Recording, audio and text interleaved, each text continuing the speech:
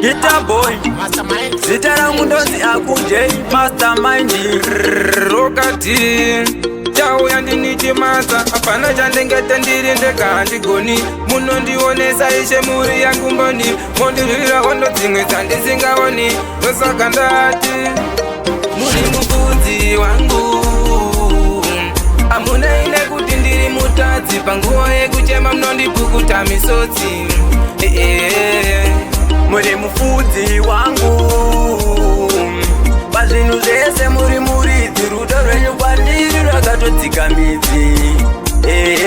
ndabvuma mwari muriko handina dhauti munondichengeta nyangwe zvikanzi kune dhauti munondivhenekera nzira ndiri muzviraundi ndione zvikara zvemweya kana zvepagiraundi zimbabwe yakapera nemawiza korona chirwere chakapedza pachimanimani mvura yakaeredza shuwa nanhasi wani ndiri kufema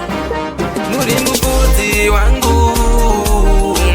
amuna ine kuti ndiri mutadzi panguva yekuchema munondipukuta misodzi muri mufudzi wangu pazvinhu zvese muri muridzi rudo rwenyu kwandiri rwakatodzika midzi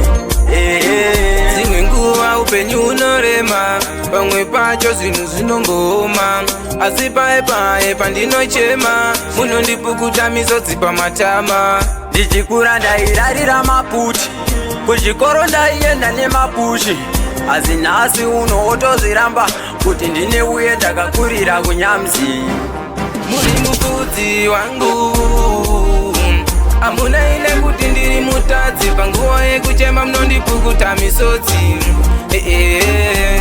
muri mufudzi wangu pazvinhu zvese muri muridzi rudo rwenyu kwandiri rwakatodzika midzi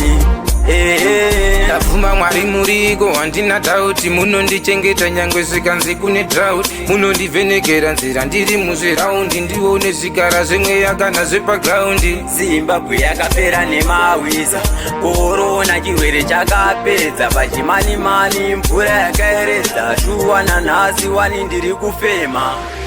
muri mufudzi wangu amuna ine kuti ndiri mutadzi panguva yekuchema munondipukuta misodzi muri mufudzi wangu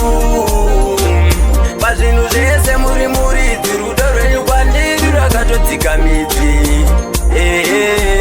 muri mufudzi wangu amuna ine kuti ndiri mutadzi panguva yekuchema munondipukuta misodzi muri mufudzi wangu pazvinhu zvese muri muridzi rudo rwenyu kwandiri rwakatodzika midzi